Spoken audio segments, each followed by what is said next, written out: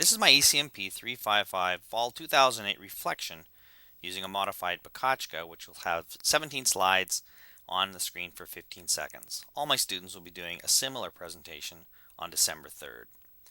Now when you say to yourself, boy, these students sure look young, you know you're getting old.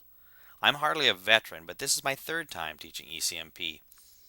And while some things remain the same, I'm always surprised and pleased at discovering and learning new things. One of the things that remains the same that seems a bit odd is that this particular course is required for arts education and math majors, but not for other subjects majors such as English and science or social studies. Apparently technology isn't for everybody yet.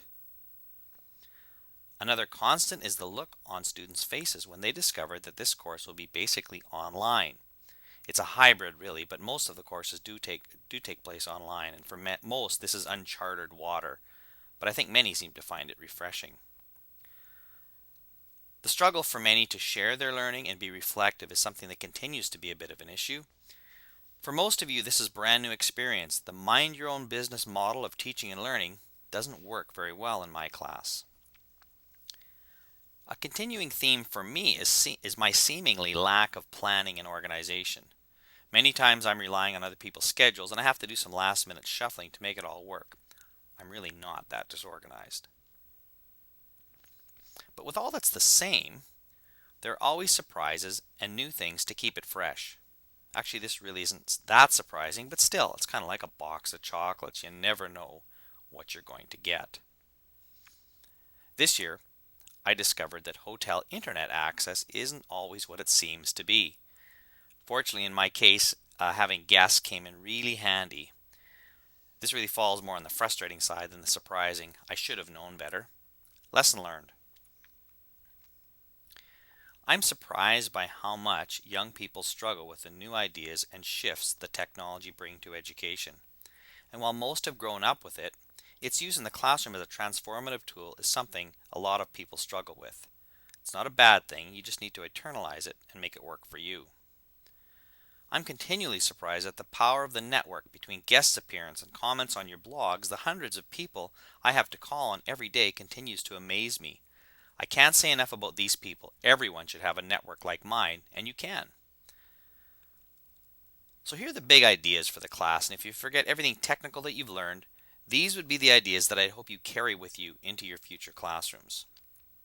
First, learning is social and connected. For many, an online class might seem antisocial and disconnected. If that's how you felt, I failed miserably. The hope was that you'd help each other learn and grow, and looking at a lot of your conversations, I think you did. Learning is personal and self-directed.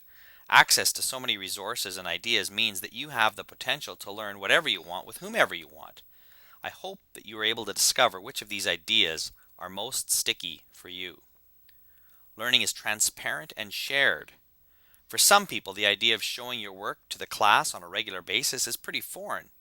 We're used to handing in our work to one person and having them grade it.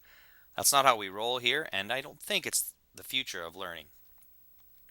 Learning is rich in content and diversity. Mostly, this is about understanding that text is no longer the dominant means of communication of ideas, and we can easily incorporate rich and diverse content. There's no shortage of it. We just need to find out and figure out what's good and what's bad. Learning ought to be fun. I can't speak for you, but I really do have fun, and I'm sure most of you aren't thinking of it as fun when you're struggling to write a blog post at 2 a.m. But I hope you see the joy of learning and the possibility that exists for you when you learn in socially connected ways. And finally, remember, teaching is hard work. But I hope that in the end that you'll take some of these ideas with you and incorporate them as you move into your future classrooms.